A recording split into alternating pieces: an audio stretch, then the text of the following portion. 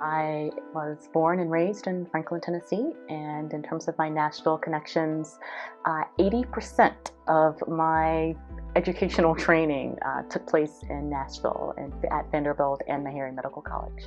My family, our roots are in Williamson County, so I don't consider Nashville home. Franklin is home, but having spent so much time in Nashville and Davidson County, I consider it kind of a home away from home. And whenever anyone asks, where are you from? I always say a town outside of Nashville. So it's my landmark, but not necessarily the place where I have kind of firm roots.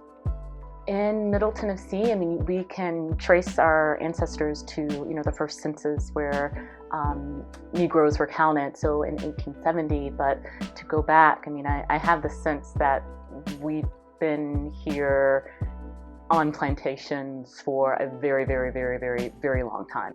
So growing up, my grandmother, she told stories about the family. She grew up in Marshall County, so in Lewisburg, Tennessee. It's always this sense of a place being very important in terms of grounding us. And when she was a teenager, her family moved to Nashville, so off of Chickering Road. My great-grandfather, who worked with horses, had a job with a Bellmead family, so he moved the family there.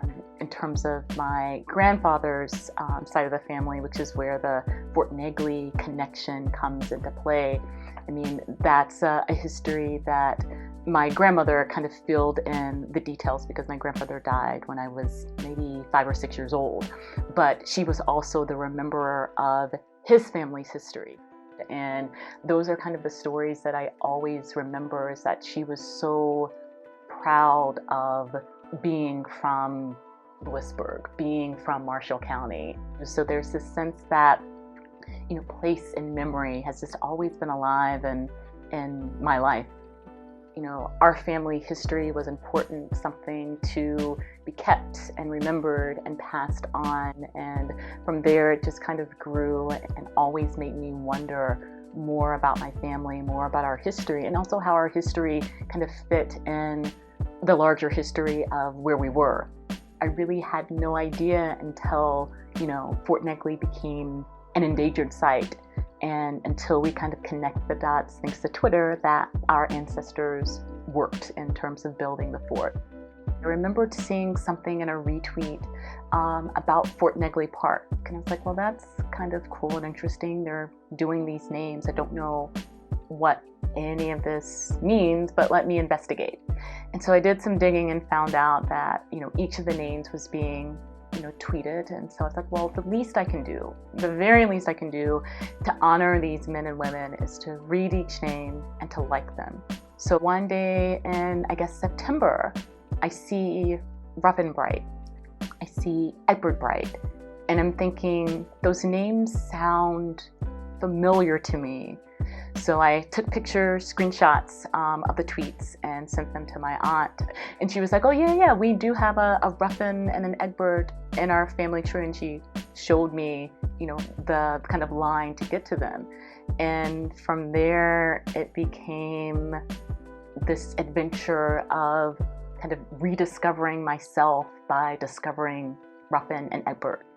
Well, in 1859, when William Scruggs died, he had an inventory of slaves, and included in that inventory was Ruffin, age 34, valued at $1,000, Egbert, age 10, valued at $900. So if you think about it in contemporary times, I'm thinking $1,900. Should that be about the rent of the condos that they would build here? In the context, that's what my ancestors were worth, valued at. Human beings, $1,900. So on July 22nd, 1865, Ruffin, here age 39, and Egbert were each paid $35. So we've gone from being valued at $1,900 to now receiving $70. So we don't know how Ruffin or Egbert got here. I like to romanticize in my mind that they were out and about and decided there's this enterprise going on, St. Cloud Hill, let's check it out. But after watching the video in the visitor center and reading Dr. Lovett's article, I'm more to believe that they were picked up at the barbershop all the way after a church service and brought here. We don't know about their experience here, but I can only imagine that they worked in the most horrendous of conditions. And as an epidemiologist, anytime that I read cholera, my heart skips a beat. But they survived and they were paid. But what happened to them? I remember this article that Dr. Franklin, one of my history professors at Vanderbilt, wrote. And his main argument in this article was that place matters especially for Southerners. And he doesn't say Black Southerners or white Southerners, but he just talks about being from the South and what place means in terms of a history, in terms of culture, in terms of who we are as people.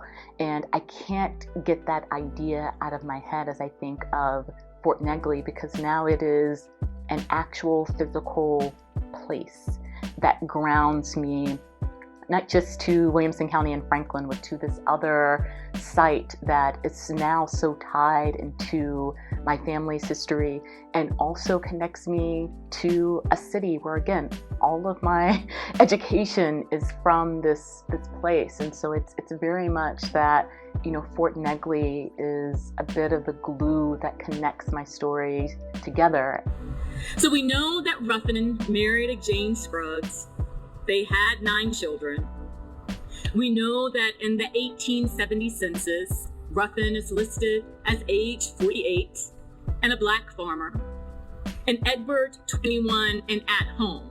And again, I like to romanticize that after his labors at the fort, he was like, I just need some time to recover, so he's at home according to the census taker.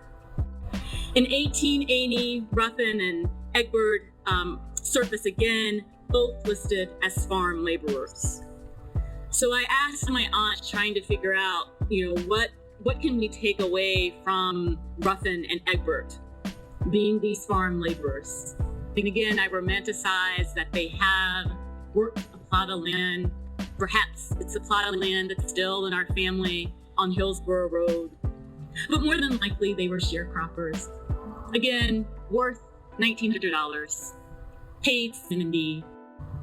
So we know also that Ruffin and Egbert lived somewhere in the Sunnyside area of Hillsborough Road.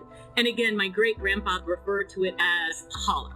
So I don't know, I can't picture in my mind's eye what that space must have been like. But I can only imagine that whatever it was home. And my grandmother always taught me that it didn't matter if it was a shotgun house, a mansion, or whatever. If you feel connected to a place and that's home, that's what matters.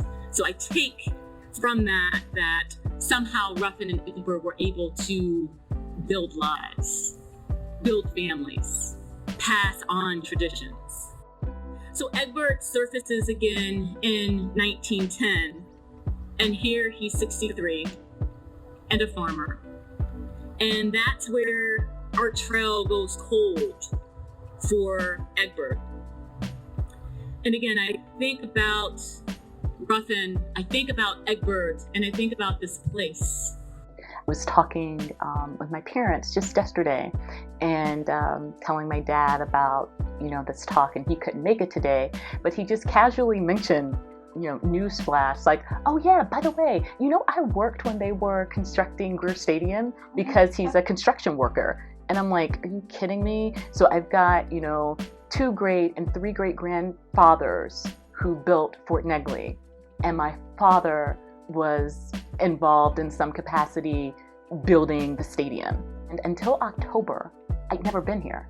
Like, I was thinking about, did we take class trips when I was in elementary school or middle school? And I was like, we went to Fort Nashboro, but we didn't go to Fort Negley.